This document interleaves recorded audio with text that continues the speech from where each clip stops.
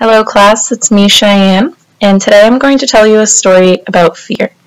I think everyone here has experienced fear at some time or another, whether it be a haunted house or even experiencing something as traumatic as the Boston bombings. Now, I would not compare this story of fear to that in any way, but the fear that I experienced that day, I would say, comes in 3 stages. So to preface this story, I have a moped and I love it.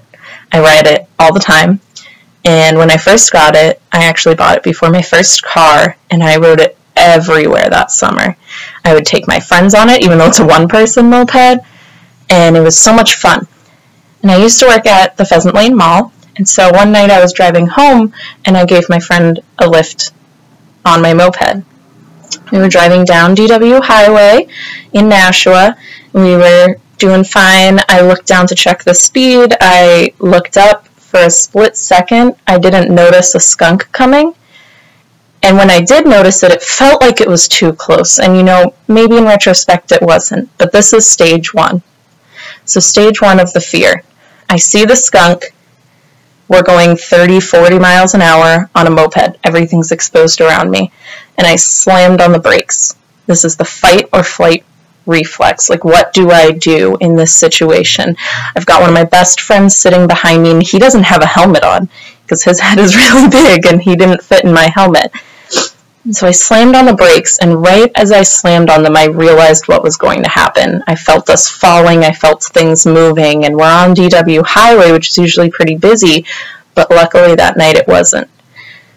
So my first reflex, and when something this terrifying happens to you, I feel like everything's in slow motion. You see things happening around you, and you have just a split second to react.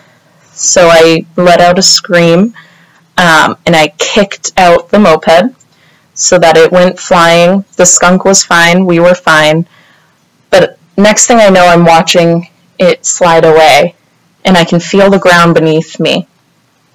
And this is where stage 2 comes in, where I'm panicking, and I thought, my best friend, like, what happened? Where is he? How is he? And luckily I turned around. The worst that happened, he got a road rash on his leg, and he lost a shoelace, which we found that night. He's a funny guy. But it was really, so stage 2, I would call the aftermath.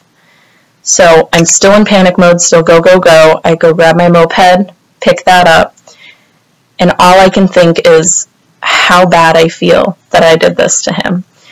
And so I ran over to him, and I'm cleaning off his wounds. We're trying to pick everything up, find everything, get the moped started, because we're sitting on the side of the road. How are we going to get home now? Luckily, the moped started. It was fine. We talked, we sat for a minute, cooled off, tried to figure everything out, and my heart's still racing, and I'm sure that his was too. But I had to keep my composure, because that's what I do in panic mode. So stage 3, I call the aftermath, and this stuck with me all summer. I didn't ride my moped again for months. I didn't take anyone else on it. When I did ride it at night, I was so terrified that I would run into a similar situation that I had to have someone drive in front of me so that if something were to come out, they would see it first. But I think it teaches you a lesson about the fragility of life, because in that moment, I had no idea when I turned around what I was going to see.